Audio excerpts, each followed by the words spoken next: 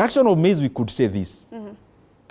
Now, it is easier and cheaper to grow maize in one of our neighboring countries. And therefore we say, other than bothering, why can't we just bring that maize from outside?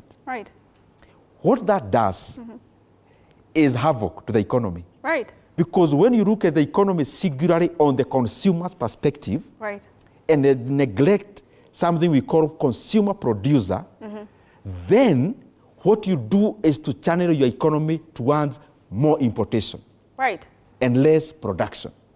Now, to make the point around edible oils, most of the intermediate inputs in the manufacture of edible oils are currently imported. So we have to make a choice as a country. Do we want the Kenyan farmers to take part of the value chain around edible oils so that then they produce sunflower, canola, and the rest, other than importing from as far as Ukraine? But then, when you do that, you pay a little small cost. Across all the industries, including the US, including the UK. When you are growing a nascent sector, what you do is to do a short-term protectionism.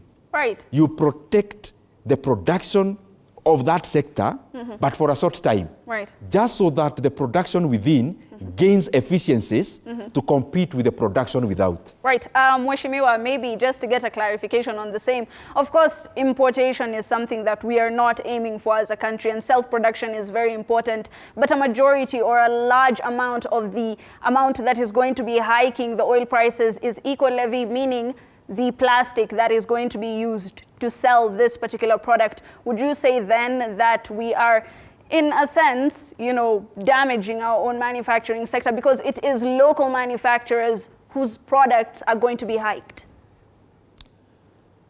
The issue I was dealing with was edible oils. Yes, it is still edible oils that is being manufactured locally, but the aspect that is going to hike the price is the eco-levy, which is going to be affecting the manufacture of plastics that is going to be used to put that product on the table of the common mwananchi.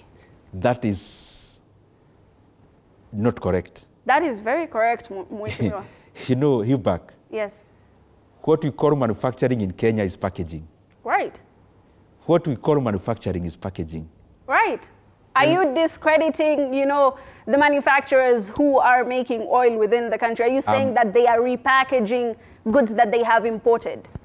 I am not discrediting anyone. Back. Let me turn it around. I am moving away from edible oils and I come back. I would love for us to finish the edible oil.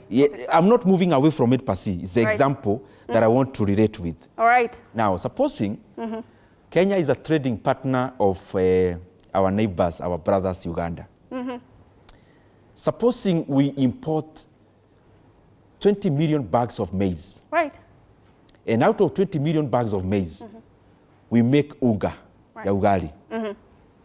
What would you call that? You are still saying, technically, indirectly, you are saying that they are importing the goods, repackaging it, and then selling it as Kenyan products?